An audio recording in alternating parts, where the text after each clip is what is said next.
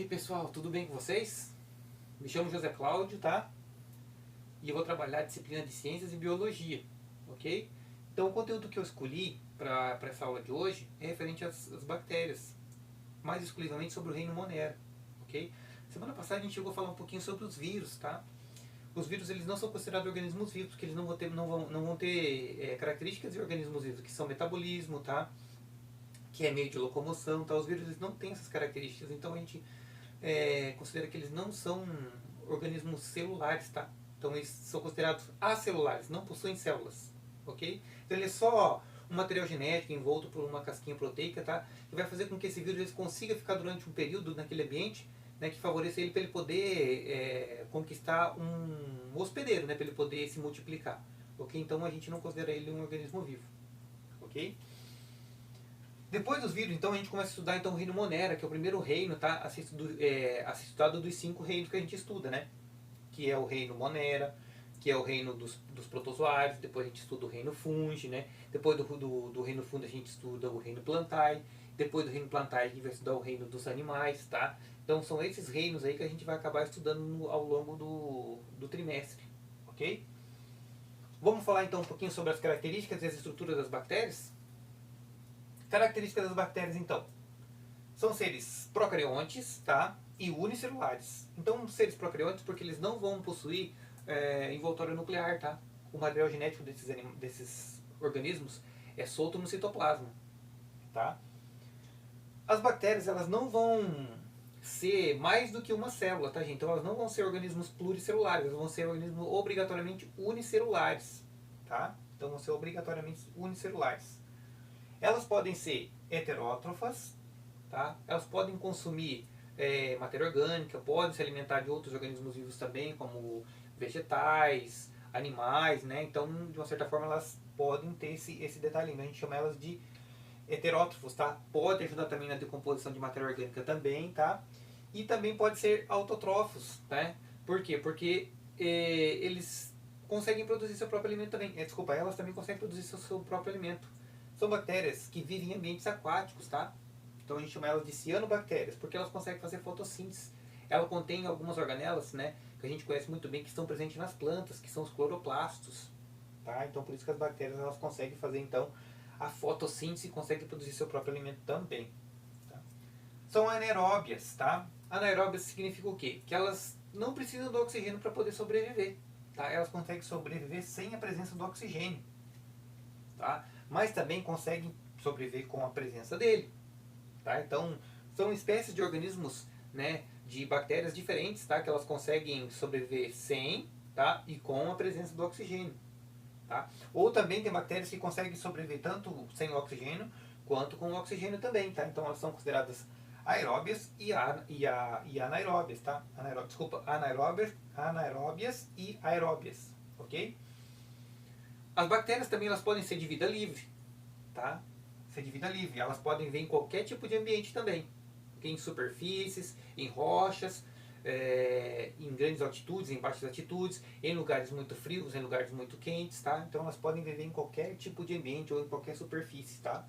Ou também pode ver de forma simbiótica, né, interagindo com os organismos vivos. Né? Não traz nenhum tipo de prejuízo, né? Ela é beneficiada pelo aquele organismo e também traz benefício para o organismo. Tá? A gente pode usar um exemplo das plantas. Tá? Tem plantas que fazem associação com bactérias, né, para fixação de nitrogênio, né, nas raízes. Então as bactérias têm essa capacidade aí de interação com os organismos vivos. Tá?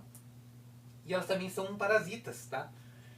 Causando prejuízos tanto para plantas, para animais de uma maneira geral, tá? Então ela também pode trazer esses prejuízos aí porque elas são parasitas. Okay? Então elas podem trazer algumas doenças também para nós, né?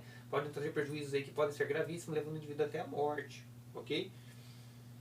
Uma das doenças que a gente conhece muito é o botulismo, tá? O botulismo ele é uma doença causada por bactéria, tá? Que geralmente ele vai dar em enlatados, tá? Então, enlatados mal conservados ou enlatados que sofrem algum tipo de abertura e fica fora da geladeira, por exemplo, pode atrair bactéria, pode se multiplicar a bactéria, então ela pode trazer prejuízos gravíssimos pra gente. A gente pode também ter o exemplo da salmonela, né? Com a bactéria do ovo, que se ela já está presente no ovo, só que se você cozinha o ovo ou você deixa ele num período muito longo, né, no local sem refrigeração adequada, ou você demora muito para consumir, ela pode te causar prejuízos intestinais, tá? Então você pode ter diarreia, você pode ter vômito, tá? Ficar muito fraco, né? Então tem que tomar soro, então a bactéria é muito agressiva, né? Então tem que tomar muito cuidado também. Sempre quando for fazer ovos, né, cozidos, né? Então tem que deixar ele num ambiente onde essa bactéria não se prolifere muito, né? Rápido.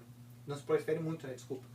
Mas o ideal é você consumir o ovo rápido, né? Não deixar muito tempo, tá? Para não ocorrer então a proliferação dessas bactérias e assim ela trazer consequências graves para a gente, certo?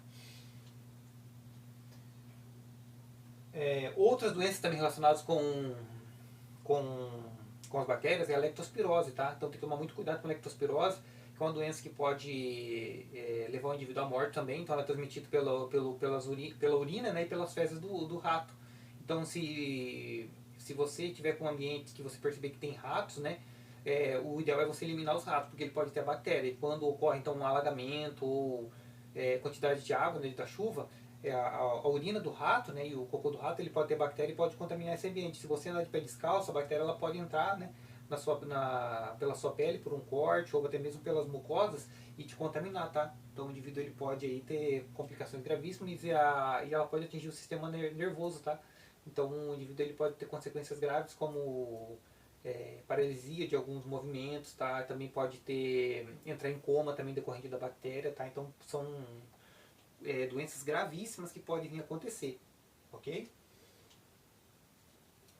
Vivem isoladas também, né? Ou em grupos. Então elas vão viver isoladas ou podem viver em grupos também, tá? Então quando a gente fala que elas vivem isoladas é porque elas vão viver sozinhas, soltas no ambiente, tá? Mas elas também podem viver em grupos ou em colônias que a gente fala, né? Então a gente vai ter o cocos, né? Que é um tipo de colônia de bactérias. A gente vai ter os espirilos, a gente vai ter os vibriões, né?